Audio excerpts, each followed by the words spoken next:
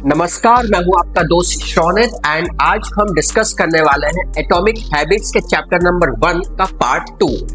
जिन्होंने atomic habits के chapter number 1 part 1 को नहीं देखा है वो आई बटन पे जरूर क्लिक करिए एंड उसको जरूर देखिए। इसके बाद आज हम डिस्कस करने वाले हैं पार्ट 2 की, जिसमें कि हम बात करेंगे कि your habits can compound for you और अगेंस्ट यू। ऑथर ने इसमें हमें दो टाइप की कंपाउंडिंग बताई है, एक है पॉजिटिव कंपाउंडिंग और एक है नेगेटिव कंपाउंडिंग। ऑथर कहते हैं कि पॉजिटिव कंपाउंडिंग में फॉर एग्जांपल नॉलेज कंपाउंड्स, जैसे उन्होंने कहा है कि आपका नॉलेज जो होता है वो कंपाउंड होता है। अगर आप रेगुलरली हर दिन कुछ नए आइडियाज को सीखते हैं over entire life time, then it compounds and it will give you best results. लेकिन अगर आप ये सोचते हैं कि हम सिर्फ एक हफ्ता रीडिंग करेंगे एंड उसके बाद में कुछ कंपाउंडिंग पॉजिटिव फॉर्म में कंपाउंडिंग होगी, तो नहीं। अगर आपको वो हैबिट चाहिए, अगर आपको वो कंपाउंडिंग चाहिए, तो आपको लाइफ टाइम लर्निंग को अचीव करना पड़ेगा। इसी तरीके से पॉजिटिव कंपाउंडिंग में ऑथर ने हमसे कहा है दैट प्रोडक्टिविटी कंपाउंड्स, हर दिन नई स्किल को सीखना is called a productive compound. अब क्या होता है कि हम लोग अपनी डेली लाइफ में कई बार ऐसी चीजें हो जाती है कि हम अपनी डेली रूटीन को बार बार रिपीट करते हैं। Again the thing is habit. तो हम क्या होता है बार बार एक ही चीज को रिपीट करते जाते हैं और कोई नई चीज नहीं सीखते just because of our negative habit.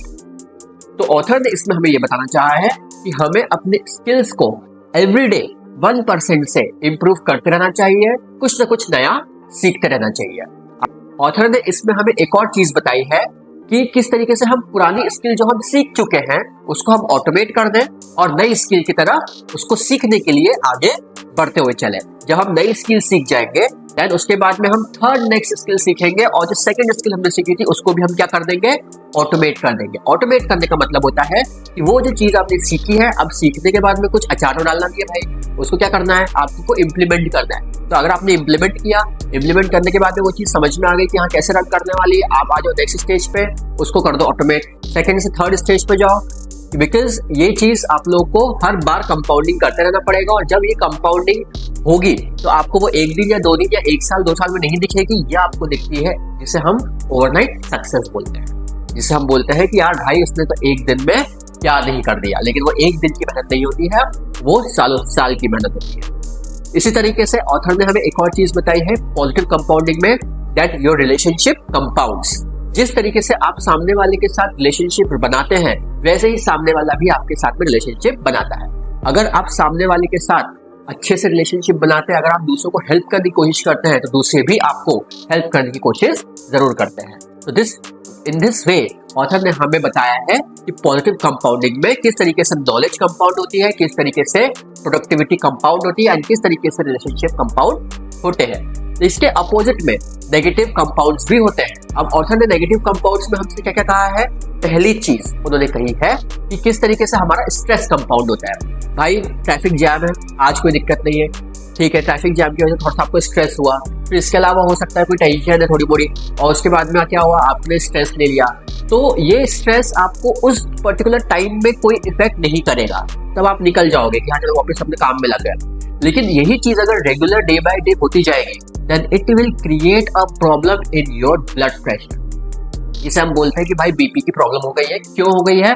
क्योंकि हम लोग वो स्ट्रेस को कंपाउंड कर रहे थे, थोड़ा थोड़ा डेली हमने लेना स्टार्ट कर दिया और जिस दिन एकदम से बीपी का प्रॉब्लम होता है फिर आप ही लोग बोलते हो कि भाई ये अचानक से क्यों हो गया। ये अचानक से नहीं हुआ है, ये हुआ है आपकी प्रीवियस नेगेटिव कंपाउंडिंग की वजह से। इसी तरीके से नेगेटिव कंपाउंड में एक और चीज ऑथर ने हमें बताई है, नेगेटिव थिंकिंग कंपाउंड्स। अगर आप रेगुलर बेसिस पे नेगेटिव थिंग्स ज्यादा करते हैं, नेगेटिव थिंकिंग ज्यादा करते हैं, जैसे फॉर एग्जांपल भाई ये चीज नहीं हो सकती, वो चीज नहीं हो सकती, ये प्रॉब्लम है, वो प्रॉब्लम है, फलाना ढिमका and so on, then in that case आप अपने अंदर नेगेटिव कंपाउंडिंग कर रहे हैं और नेगेटिव थॉट्स जब कंपाउंड होते हैं तो आपको फाइनल रिजल्ट जो है वो भी नेगेटिव फॉर्म में मिलेगा। सो इट इज इम्पोर्टेंट कि हमें अपने अंदर पॉजिटिव थॉट्स को लाना होगा। लोग बोलते हैं कि भाई पॉजिटिव थिंकिंग से अकेला क्या होता है, भाई सोच से ही सब कुछ होता है। अगर सोच में अगर आपने पॉजिटिव थिंकिंग नहीं रखी है तो नेगेटिव होने में ज्यादा देर नहीं लगेगी।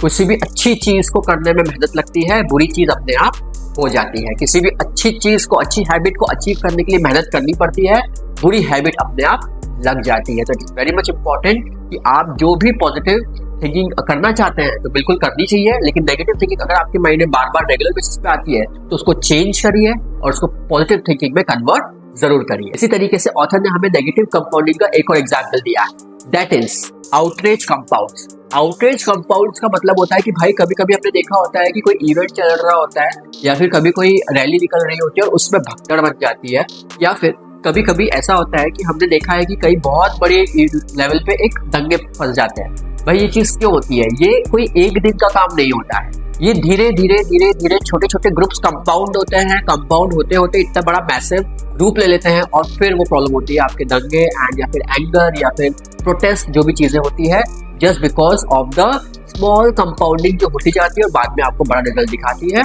And this is called outrage compound. इसी पार्ट में ऑथर हमसे कहता है कि what progress is really like. Cancer जो होता है वो 80% तक डिटेक्ट ही नहीं होता है अपने पूरे लाइफ साइकिल में, और जब वो डिटेक्ट होता है तो सीधे सीरियस लेवल पे लेके आता है। दैट मीन्स कि वो कहीं ना कहीं वो एक दिन में कैंसर नहीं आए किसी को। अगर किसी को कैंसर होता है तो वो बहुत लेवल स्टेज से स्टार्ट हो चुका होता है, जो कि हमें बहुत जल्दी उसको पकड़ना, जो हम पकड़ नहीं पाते बिकॉज हमें वो चीज के जो सिम्टम्स है वो समझ में नहीं आते। इसी तरीके से अगर आपके पास में टेबल पे आइस रखी हुई है और आप एक रूम में है जिसका टेम्परेचर 25 डिग्री सेल्सियस है, तो 25 डिग्री सेल्सियस पे जो आइस रखी गई है, आइस क्यूब रखा गया है, वो मेल्ट नहीं होगा। 26 डिग्री पे भी वो शायद मेल्ट नहीं होगा, 27 डिग्री पे भी वो मेल्ट नहीं होगा। ऑथर कहता है कि अगर हम एक डिग्री से कोई चेंजेस करेंगे तो वो कोई बहुत बड़ा इम्पैक्ट नहीं दिखेगा। लेकिन एक टाइम ऐसा आएगा, जैसे फॉर एग्जाम्पल एक डिग्री अगर हम बढ़ाते हुए चल रहे हैं एंड जैसे वो 31 डिग्री हुआ तब वो आइस मेल्ट होना स्टार्ट हुआ। बट चेंजेस हम कब से कर रहे हैं? 1 डिग्री का बहुत देर से चेंज कर रहे हैं, लेकिन तब उसके बाद जो आउटकम आया है वो मैसिव आउटकम आया है एक बार में, जो कि हमने ओवरनाइट सक्सेस जिसे बोल दिया। लेकिन वो ओवरनाइट सक्सेस नहीं होती है, छोटे छोटे जो एफर्ट्स होते हैं वो कंपाउंड होते हैं एंड लास्ट में आपको एक मैसिव आउटकम देते हैं। सेम उसी तरीके से किसी तरीके से कि 1 डिग्री का जो आपने टेम्परेचर इंक्रीज किया उस बर्फ को पिघलाने के लिए, उस आइस क्यूब को पिघलाने के लिए, वो एक डिग्री से नहीं पिघला, वो 32 डिग्री सेल्सियस 31 डिग्री सेल्सियस पे आके पिघला है। बट उस 31-32 डिग्री तक आने के लिए हम एक डिग्री जो बना रहे थे, इंक्रीज कर रहे थे, उसमें हमें आउटपुट नहीं दिखा। ऑथर कहते हैं कि बहुत सारे लोग जो है अगर कुछ उनको अपनी हैबिट चेंज करनी है तो वो चेंज करने की तरफ जाते हैं। उसके बाद में क्या होता है, कुछ दिन देखते हैं, 1 दिन 2 दिन 3 दिन 4 दिन 1 महीना 2 महीना, लेकिन उनको रिजल्ट्स नहीं दिखते हैं एंड जिसकी वजह से लोग क्या करते हैं, उसको गिव अप कर देते हैं। तो ऑथर का कहना है कि जो हैबिट्स आपको, मैसिव हैबिट्स जो आपको चाहिए है, अगर वो आपको अचीव करनी है तो most powerful habits are always delayed. Author ने हमें इसी चीज में एक और कॉन्सेप्ट दिया है, that is plateau of latent potential. Plateau of latent potential वो टाइम पीरियड होता है जिसमें कि आपकी हैबिट्स जो आपने चेंज करना स्टार्ट करी है एंड उसका फाइनल रिजल्ट जो आपको नहीं मिल रहा है अब तक, तो उसके बीच का जो टाइम होता है वो कहलाता है plateau of latent potential. Basically इसका मतलब ये हुआ कि भाई आपने एक चीज समझ ली कि भाई मुझे मल्टीमिलियनर बनना है। अगर मुझे मल्टीमिलियनर बनना है तो मैंने आज से एक हैबिट स्टार्ट करी, अगले दिन भी वो हैबिट स्टार्ट करी, क्योंकि आपका टारगेट बड़ा है तो आपको उसके लिए वेट भी ज्यादा करना पड़ेगा। ये नहीं होगा कि आपने आज सोचा और वो चीज कल हो जाएगी।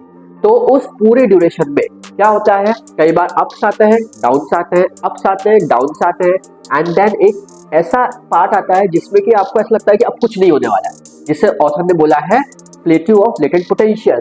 उसमें पूरी होप्स खत्म हो जाती है, लेकिन उसको अगर आपने क्रॉस कर लिया then the people are calling it overnight success, because वो आपने अगर अचीव कर लिया then you achieve what you started for. Author ने इसमें हमें कमाल का एग्जांपल दिया है, जिसमें ऑथर कहते हैं कि सपोज हमारे पास में एरोप्लेन है, एरोप्लेन को जाना है लॉस एंजलिस से न्यूयॉर्क सिटी, बट हो क्या रहा है कि उसका जो एरोप्लेन का हेड है वो हमने 1 डिग्री से शिफ्ट कर दिया, सिर्फ 1 डिग्री से हमने शिफ्ट कर दिया।